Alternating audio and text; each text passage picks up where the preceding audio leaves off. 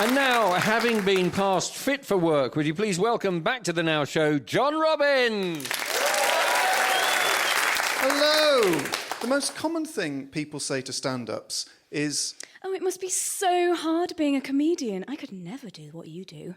And whilst we soak up the acclaim from nurses, firefighters and soldiers telling us how brave we are, the truth is, it's not that hard. The only prerequisites for success in comedy are being funny and being able to get up before 6 p.m. However, a new study suggests that life may be getting harder for those who face significant barriers to work from ill health. Researchers from Oxford and Liverpool found that the government's work capability assessment, the Fit for Work test, which decides eligibility for disability benefit, could be having a huge impact on the mental health of those undergoing it. Research claims that the test could be associated with as many as 590 extra suicides, 279,000 reported cases of mental health problems, and 725,000 extra prescriptions of antidepressants. Now, I know what you're thinking. Comedy not looking so easy now. You've chosen this as your topic.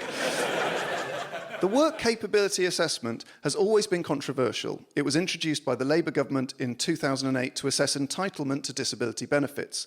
In 2012, the coalition made criteria more stringent. But how stressful can this assessment be? This, from page 19 of the Revised Work Capability Assessment Guidelines, Volume 7. In this area, it was felt that infrequent loss of consciousness would not substantially impact on a person's ability to work.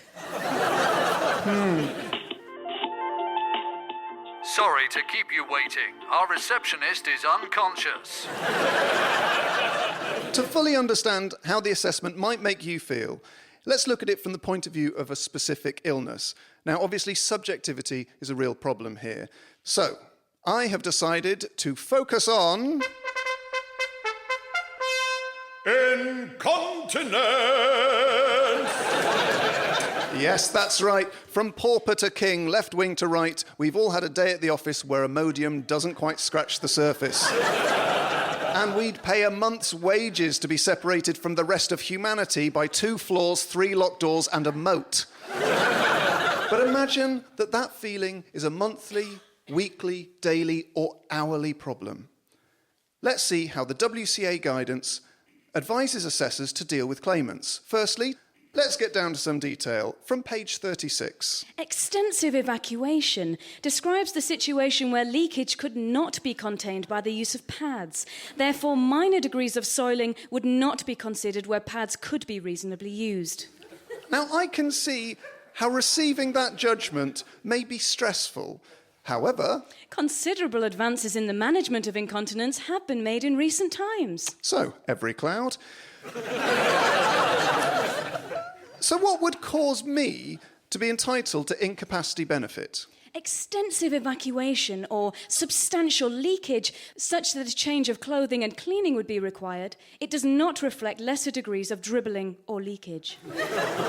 Can you imagine how demeaning and inhuman it must feel to have a stranger score your level of incontinence? A stranger who is advised that only if it requires a change of clothing is it seen as a significant impairment to work. Now, if my girlfriend's at home, I've been known to cover the sound of my toilet habits with a running tap, an extractor fan on full, and classic FM at top volume. Ideally, Wagner. For many sufferers, incontinence may be the symptom of another condition, for example, MS. Luckily, the document does make provision for the impact of poor mobility on people with incontinence. Sorry, I've misread that. The document made provision for the impact of poor mobility on people with incontinence following a tribunal. From page 107. Within the history of daily activities, you should inquire about adaptations that they might be expected to have made to ensure they are not incontinent.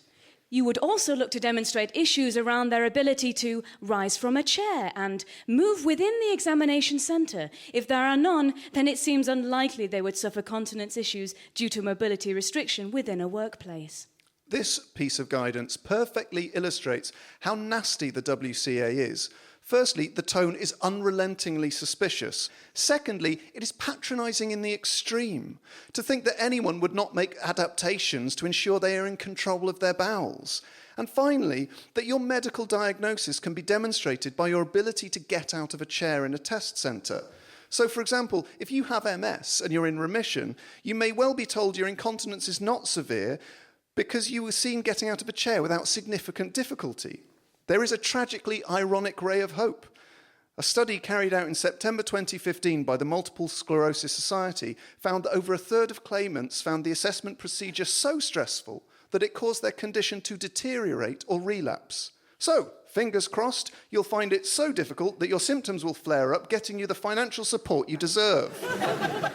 The WCA is perhaps the most multifaceted blunt tool the state has ever created. The question we have to ask is what we want from our benefit system. If we want to embarrass, confuse, and alienate poorly people, it ticks every box. But as those who suffer from illness, their carers, family, and physicians know better than anyone, you can't communicate someone's experience of pain or disease by ticking boxes. At the very least, we should demand it doesn't make people sicker.